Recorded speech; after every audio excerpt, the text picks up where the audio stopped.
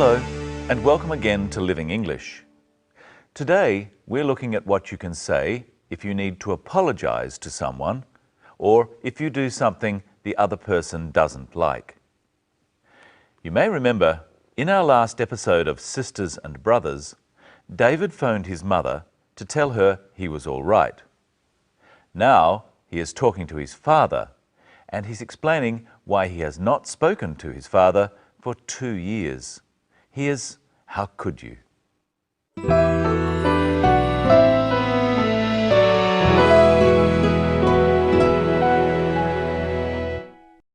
Hello, Dad? It's me, David. Do you realize how ready we've been? Yes, You're our son. How could you do this to us? I'm sorry for causing you so much worry, Dad. I thought that you'd be angry. That's why I didn't tell you I couldn't study anymore. Of course I'm angry. Your mother's been sick with worry. But you didn't have to disappear. What have you been doing all this time? I've been working. I work at the market. I'm going to be a partner in the business soon. And Dad, there's something else. I'm with someone. And we have a baby boy. Dad? Dad, are you still there? Did you say you were married? Not exactly. I have a partner. Her name is Rose. And we have a son. Your grandson. Dad? I'm here, David. There's too much to think about. I want you to come home. But No buts. You need to come home. Bring her. Bring Rose and our grandson. Your mother and I love you. We want to see you. We want to meet your family. Well, David's father was very angry, but perhaps he was right to be angry. David's father asks David some questions which are not really questions. He is telling David how angry and upset he is. Let's look again at these. Hello, Dad? It's me, David. Do you realize how ready we've been? Yes, You're our son. How could you do this to us? David's father, Norman, asks David, "Do you realize or understand how worried we've been?" He doesn't really want David to answer. He is telling David that they have been very worried. Try saying this phrase at home with the clip. Do you realize how ready we've been? Let's try a few other phrases like this, starting with, "Do you realize how late you are?" Do you realize how late you are? What the time is? Do you realize what the time is? This phrase can also be used to make people aware of something.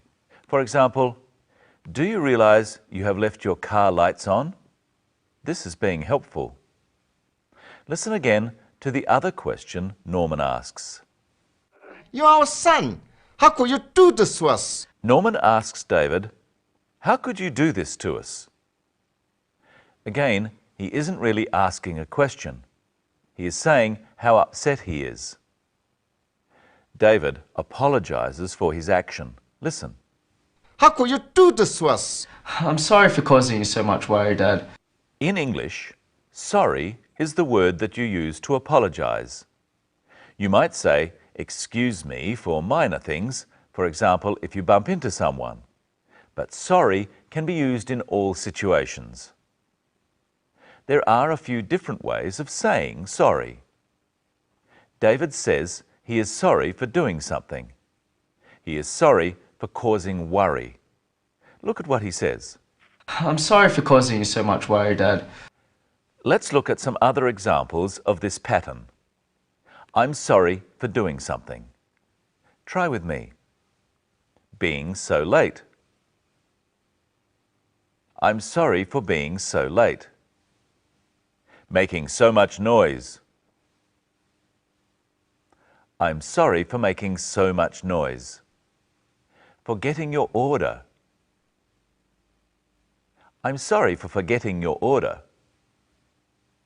Another way of saying sorry is to say, I'm sorry to do something. For example, interrupt. I'm sorry to interrupt. You try. Take so long. I'm sorry to take so long. Say you failed your exam. I'm sorry to say you failed your exam. Or you can say you're sorry for something you did or didn't do at a particular time. I'm sorry I made you wait so long. I'm sorry I didn't tell you I would be late. Try a few of these at home. Forgot to pick you up. I'm sorry I forgot to pick you up. I wasn't home when you called. I'm sorry I wasn't home when you called. Didn't return your call. I'm sorry I didn't return your call. Now let's look at why David didn't call his father. I'm sorry for causing you so much worry, Dad. I thought that you'd be angry. That's why I didn't tell you I couldn't study anymore. David says, I thought you'd be angry. He is describing something he thought his father would do because he didn't call. Try saying this with David in the clip. I thought that you'd be angry. Try some phrases like this at home using I thought you would. Be upset. I thought you would be upset. Be interested in this book. I thought you would be interested in this book. You can use this to talk about how you think someone will feel about something and to talk about what you think they will do. For example, I thought you would like this film. Try another example. Help me with my homework. I thought you would help me with my homework.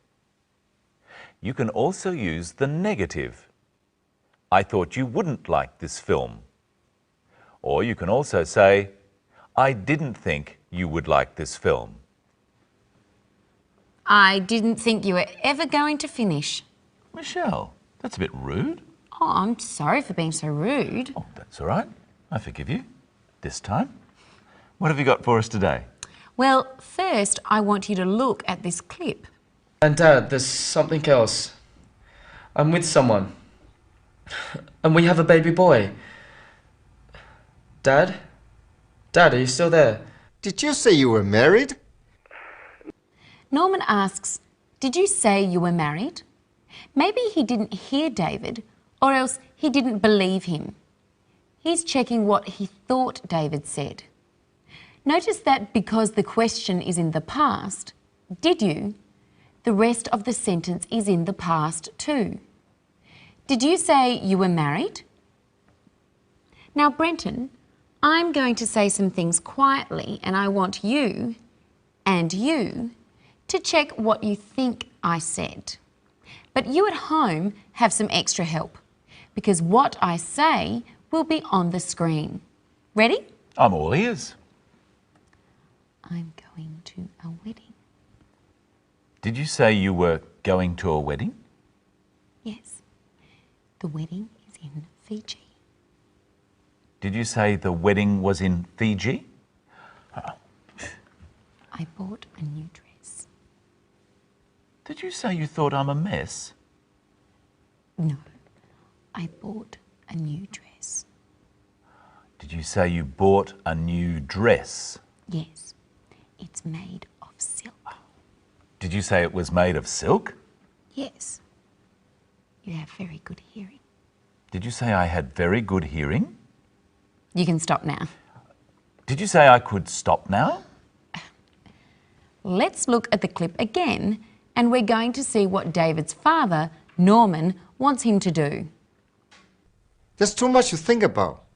I want you to come home. But I... No buts. You need to come home. Look carefully at the phrases, I want you to come home and you need to come home. What's the difference between need and want? Well, I want a cup of coffee, but I don't need one. I can do without one. That's right. And in the first example, Norman is telling David what he wants David to do.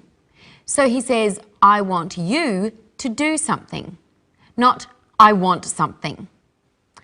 So I'm going to tell you what I want and you have to do it.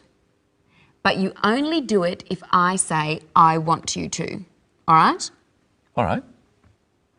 And you can help me at home by making up sentences with I want you to. Stand up.